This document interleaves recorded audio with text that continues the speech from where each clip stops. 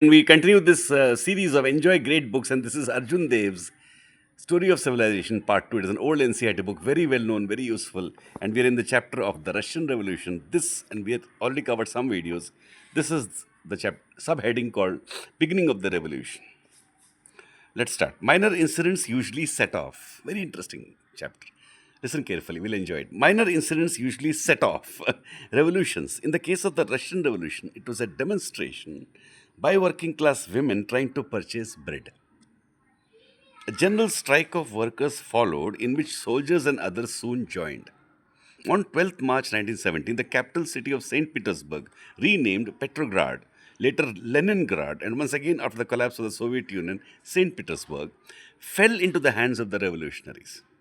Soon the revolutionaries took Moscow, the Tsar gave up his throne, and the first provincial government was formed on 15th March. The famous Mayakovsky, expressing the contempt of the Russian people for the Tsar, wrote on the fall of the Tsar, like the chewed stump of a fag, we spat their dynasty out.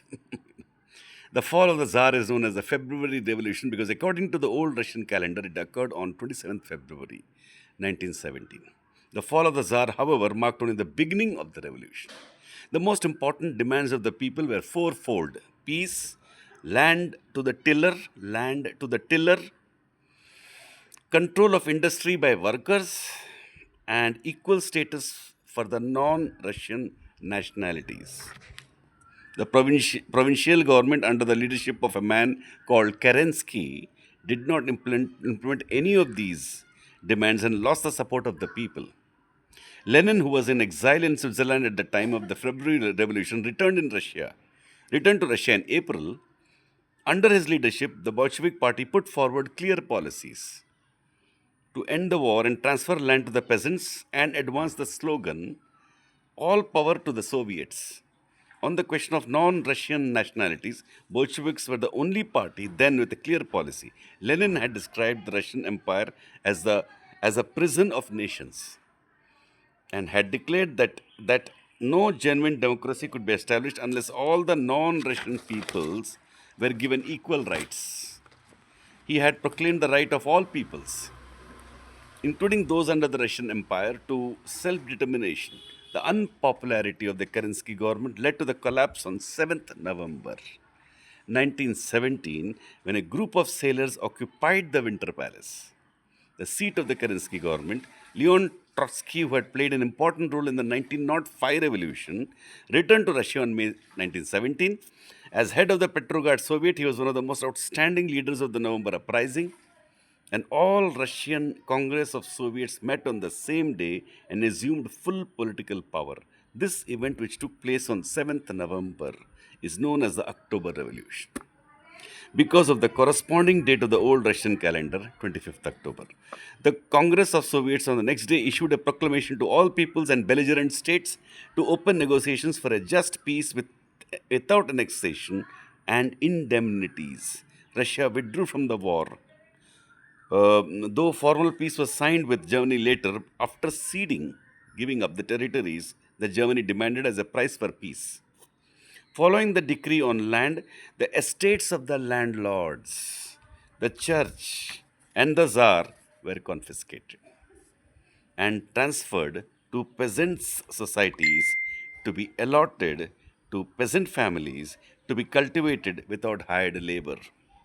The control of industries was transferred to shop committees of workers. Interesting, no? By the middle of 1918, banks and insurance companies, large industries, mines, water transport, and railways were nationalized. Foreign debts were repudiated, and foreign investments were confiscated. A declaration of the rights of peoples was issued, conferring the right of self-determination upon all nationalities. A new government called the Council of People's Commissars, headed by Lenin, was formed. My God. These first acts of the new government were hailed as the beginning of the era of socialism. The horror started then. The October Revolution had been almost completely peaceful. Only two persons were reported killed in Petrograd on the day the revolution took place. However, soon the new state was involved in a civil war. The officers of the army of the fallen Tsar organized an armed rebellion against the Soviet state. Troops of foreign powers, England, France, Japan, United States, and others joined them. War raged till 1920, 3 years. By this time, the Red Army of the new state was in control of almost all the lands of the old Tsarist empire. The Red Army was badly equipped and composed mainly of workers and peasants. However, it won over better equipped and better trained forces, just as the citizen armies in the American and French revolutions had won. Was a frenzy to win. That completes this chapter. The next chapter is consequences of the revolution, and we'll go for it in the next chapter. This book is, sorry to say, a bit biased. It doesn't show the horrors of the Russian Revolution completely, the whole Russian experiment also completely. That is a bit sad, but the facts are correct. So we should, as I said, that when we read books, we have no choice. Why I say we have no choice is because these are very good books. They present facts. If you say that I will read only a book which is fully accurate and not unbiased, and how do you know that you are not biased? How do I know that I'm not biased? So we have to be in the arena of reading any book, any book. This is the spirit with which I read this book. This book is wonderful in so many respects. It presents facts. And I'll tell you one more thing. Where are the other books? Nobody has written any other book. Till that book comes, let me read this. Number one. Number two, any book for me, even a bad book, even the worst book, will have some flavor in it. Take it and enjoy it. I don't know why people take books so seriously. We're actually having wars based on books only, Bible, Quran, and all that. Why are we so anti-God when God doesn't exist? And nothingness of physics. There are only two irrationalities: the nothingness of God and nothingness of nothingness. Why are we so anti that?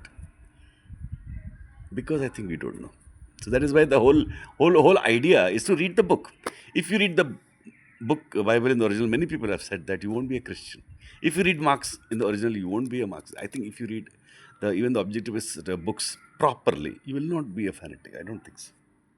And there are many fanatics of Ayn Rand also, the many fanatics of Marx also, many fanatics, libertarian fanatics of Rothbard, all those heads. Why are we so fanatic about a person I don't understand when the content is already there? The greatness of the person is the discovery. Isaac Newton discovered something.